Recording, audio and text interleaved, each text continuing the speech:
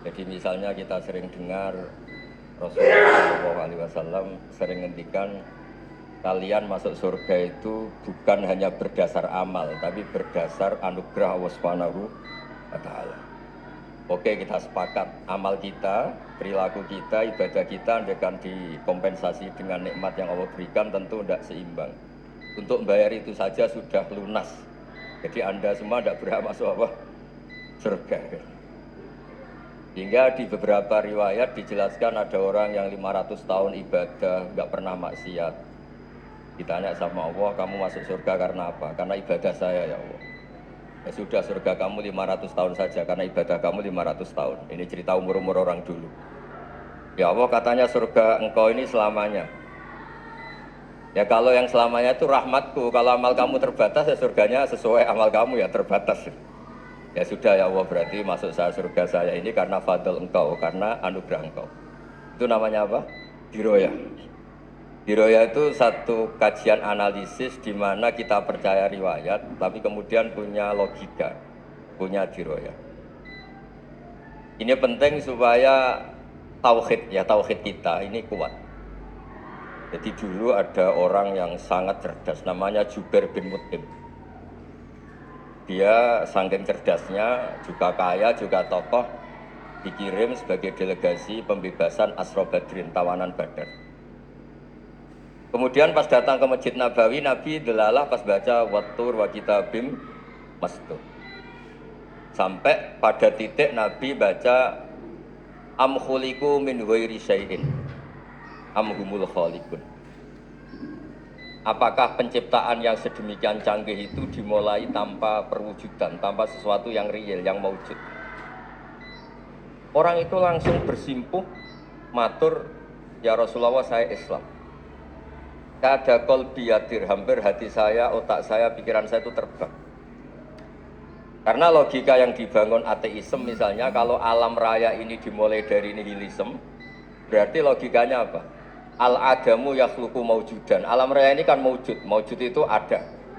Kalau yang lebih dulu itu ketiadaan, berarti ketiadaan menjadi sebab kewujudan.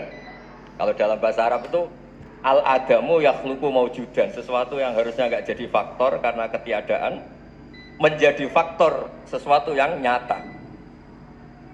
Itu kan nggak masuk akal.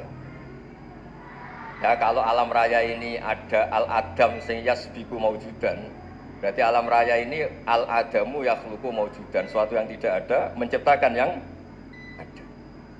Dengan logika itu terus kita ngaji, diajari sama guru-guru kita, sifat dasar Allah itu maujud. Wallahu maujudun qadimun. Terus masuk. Yang harus distatuskan pertama dari Allah itu apa? Maujud, wujud. Karena dengan wujud ini layak menjadi penyebab adanya alam raya ini. Sehingga ketika kita menolak paham nihilisme atau ateisme, paham tanpa Tuhan, tanpa pencipta awal, kita punya diroya. Bahwa tidak mungkin ketiadaan ini menjadi sebab perwujudan alam raya ini.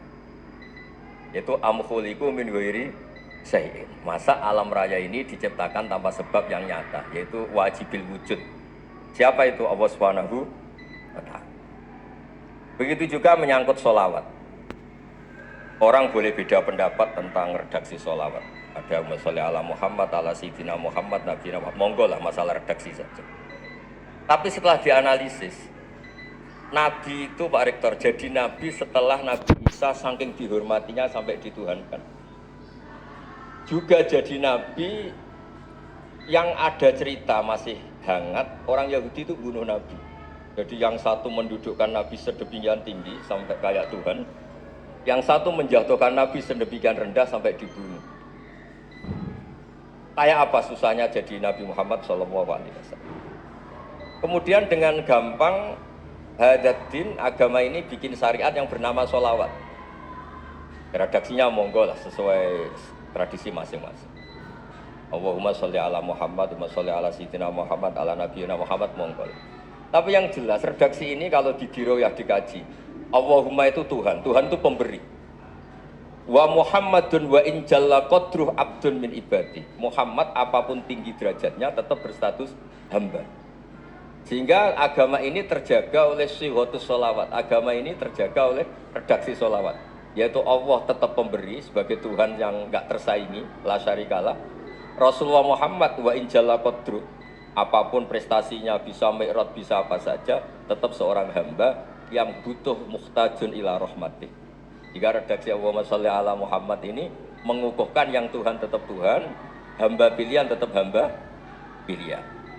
Tentu dengan redaksi ini kemudian kita mendudukkan Nabi benar-benar posisi terhormat, yaitu orang yang paling berhak dapat askat tahiyat, mendapat penghormatan Allah paling tinggi, yaitu Rasulullah Muhammad SAW. Dan itu diulang-ulang oleh Allah. Subhanalladzi asra bi abdi. Status hamba ini diulang. Lagi-lagi ini bernama diroyah. Bernama apa? Contoh ketiga misalnya fihi ayatum bayinatum maqamu Ibrahim. Dulu orang Yahudi itu ada diskusi masif. Syaratnya Nabi itu mbah-mbahnya harus Nabi, harus